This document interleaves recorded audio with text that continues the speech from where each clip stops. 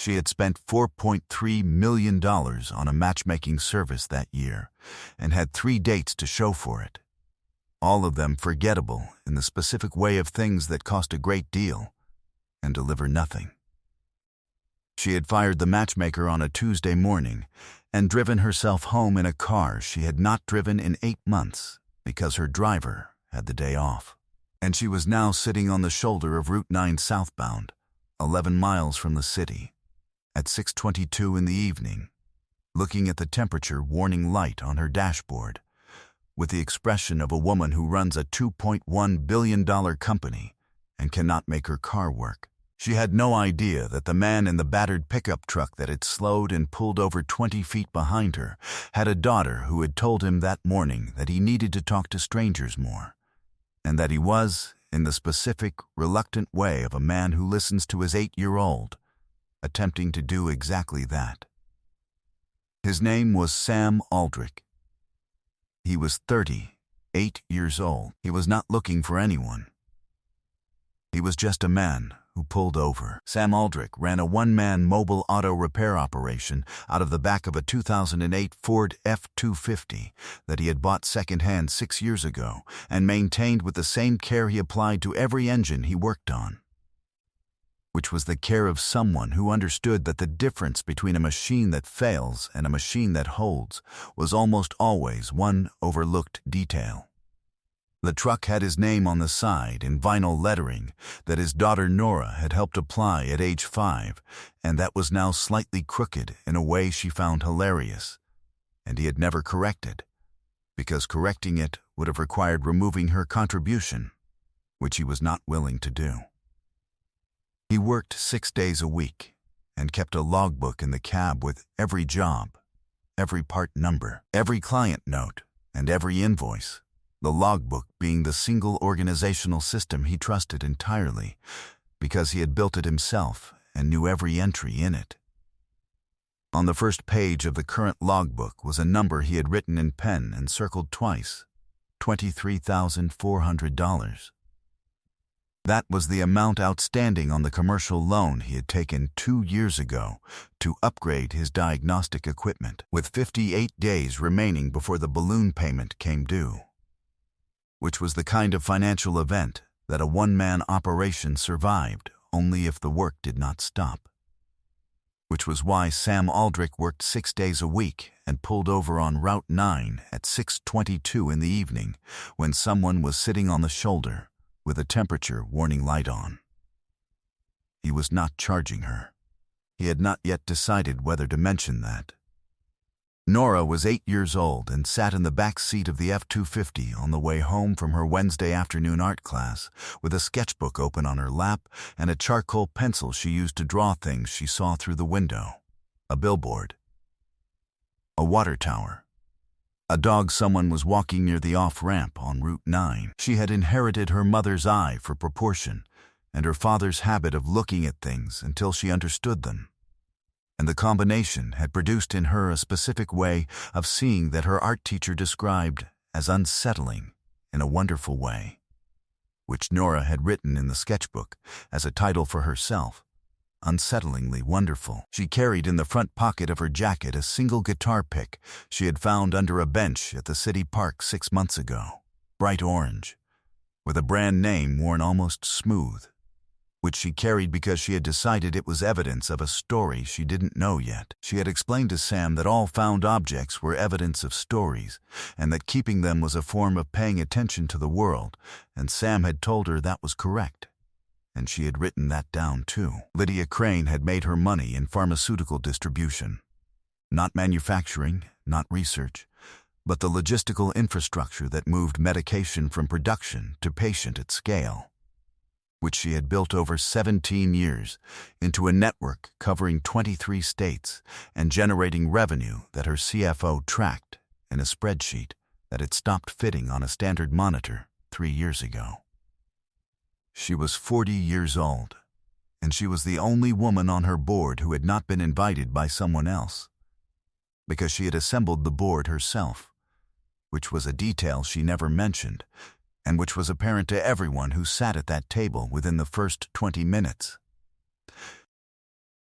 She was also, on the evening of the Tuesday, she fired the matchmaker, the woman who had not been touched kindly by another person in so long that she had stopped tracking the duration the way you stop tracking a debt you have given up collecting.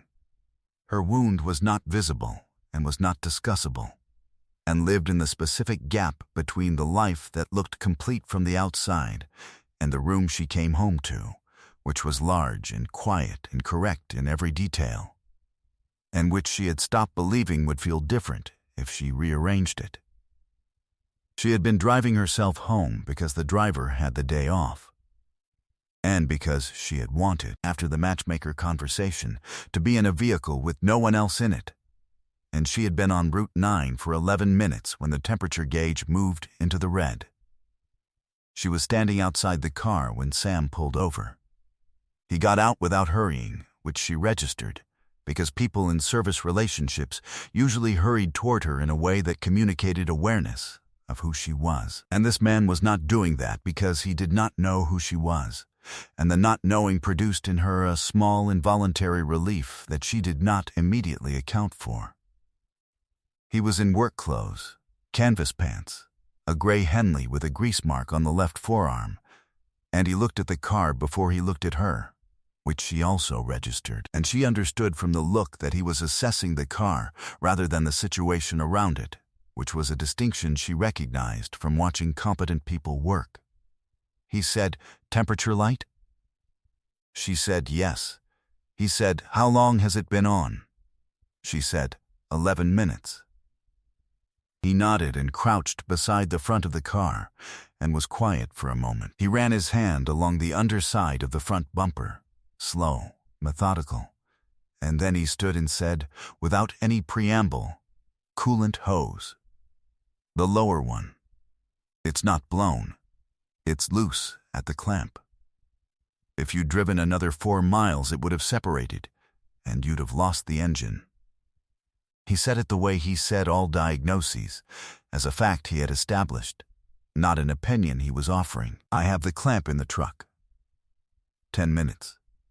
She said, "How do you know it's the clamp and not the hose?" He said, "No coolant on the ground. If it had blown, you'd see it. Just the pressure drop from a loose seal." He was already walking to the truck. She stood on the shoulder of Route 9 and watched him go and said, before she had decided to say it, "What's your name?" he said. Over his shoulder, Sam. He opened the truck and began sorting through a metal case in the bed. She looked at the car. She looked at the back seat of the truck, where a child was sitting with a sketchbook open on her lap. The child looked up and looked at Lydia with the calm, unblinking attention of a cat deciding whether a situation was interesting. Then she said, through the closed window, something that Lydia could not hear. She rolled the window down 2 inches and said it again. "Your shoes are very clean for someone standing on a shoulder." Lydia looked at her shoes. They were, in fact, very clean. She had been on the shoulder for 11 minutes and had not moved far from the car door. She said, "I didn't know I was going to need them to be dirty." The child considered this with the seriousness of someone evaluating a reasonable position. She said, "Dad says shoes that are too clean usually means someone hasn't gone far enough yet." She looked back at her sketchbook. "I'm Nora." Lydia said, "Lydia." Nora wrote something small in the margin of the sketchbook and did not look up again, which Lydia somehow understood was not dismissal, but completion. The interaction had been what it needed to be, and Nora had moved on, and this was the correct sequence of events. Sam had the clamp seated and the hose secured in 8 minutes. He showed her the connection point and explained, in the same plain register, what to watch for on the drive home, and how long before she should have the full cooling system checked. He did not speak to her the way people spoke to her when they knew she could write a check for anything she looked at. He spoke to her the way a person speaks to another person who needs accurate information and is capable of receiving it. She had forgotten how that felt. Not the information, the assumption behind the giving of it. The assumption that she was simply a person standing on a road who needed her car fixed. She said, "What do I owe you?"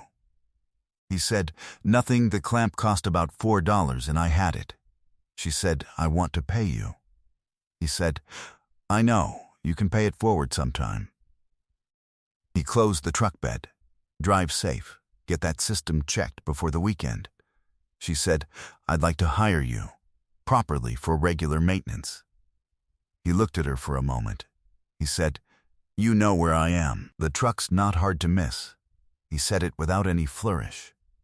He was already wiping his hands on a rag. She said, "What's your rate?" He named it. It was a fair rate for the work, neither inflated nor reduced, and she recognized immediately from the flatness of the number that he had not adjusted it for her, that he did not know who she was, and that the number was simply what his time was worth, and he had said so. She gave him her card. He looked at it and put it in his front pocket, and went around to the driver's side of the truck without reading it. And she stood on the shoulder, watching the truck pull back into traffic, and had the specific, disorienting sensation of a person who has spent a long time being approached from one direction and has just been approached from another. The card sat on the logbook shelf in the truck cab for 2 days. On Friday morning, he picked it up and read the name and the title, and sat in the truck for a moment in the stillness of a person recalibrating what a recent event meant.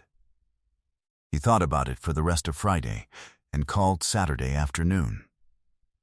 The man who threatened what Sam had built was named Victor Gale. Victor Gale operated a regional auto service franchise that had been attempting for 14 months to acquire Sam's client list and service territory through a combination of underpricing and a campaign of reviews on the business platforms where Sam's reputation lived.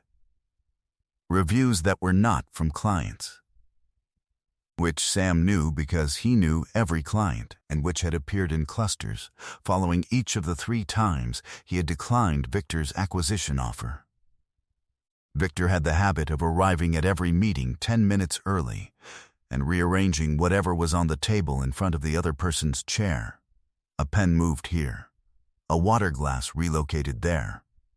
Small displacements that he made without appearing to notice, and that communicated to anyone paying attention that he considered the space already his. He had made an offer to Sam's primary commercial client, a fleet management company that accounted for $4,100 per month of Sam's income, and the offer was contingent on that client's contract with Sam not being renewed. And the renewal window was in 31 days. And if the contract did not renew, the balloon payment arithmetic became very different.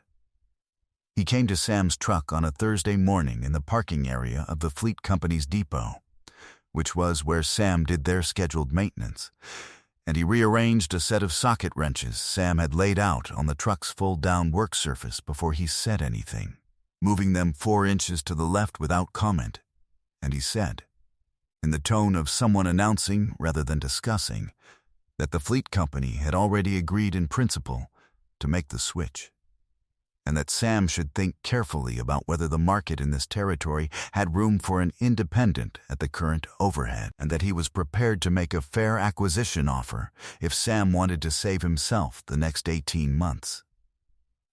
Sam looked at the socket wrenches. He looked at Victor.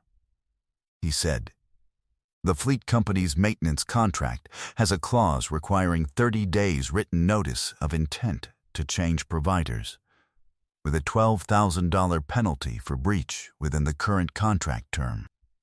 He picked up the nearest socket wrench and set it back where it had been. "Their current term runs for another 61 days. If they've agreed in principle to switch before the term ends without providing notice, they're in breach. The penalty accrues to me." He looked at Victor with the same expression he used when he was explaining a diagnosis. "I'd suggest you review their contract before you make representations about what they've agreed to." Victor said, "You'd sue a long-term client." Sam said, "I'd enforce a contract." He turned back to the work surface. "We're done." Victor stood for a moment in the specific way of a man who arrived expecting a particular kind of conversation and is now in a different one. He looked at the socket wrenches. He looked at Sam's back.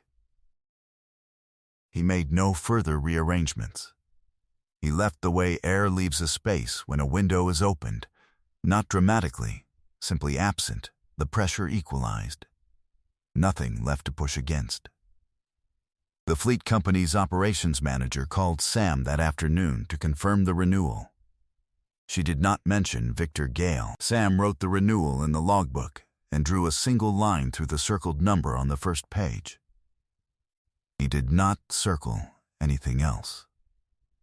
6 months later, Sam's operation had 3 part-time assistants, a second truck in matching vinyl lettering that Nora had applied herself with her tongue between her teeth and her ruler out, and a contract with a medical transport fleet that had tripled his monthly recurring revenue in a way the old logbook could no longer contain, so he had started a new one. Nora had drawn the cover.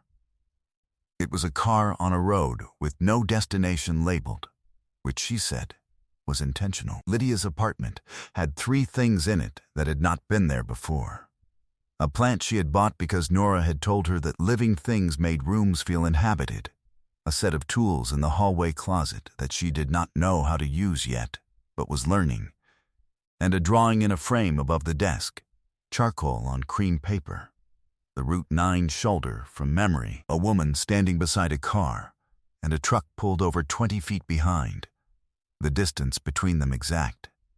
The scale of the evening sky above it very large. She had found it rolled in a paper tube on the truck's passenger window one Saturday morning, no note, and she had known immediately who had made it and what the scale of the sky meant, and had not asked for an explanation because none was needed. The hand that was near hers at the kitchen table on a Sunday in April did not move away when she set her coffee down beside it. Neither did hers. Love does not announce itself. It pulls over. It diagnoses the actual problem. It names a fair price and does not adjust it. And then it waits to see if you will call.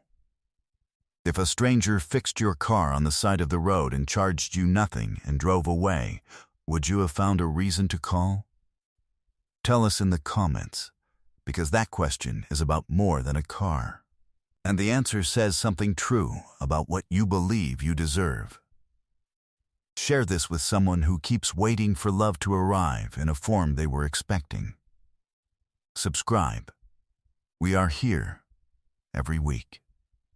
We read every one.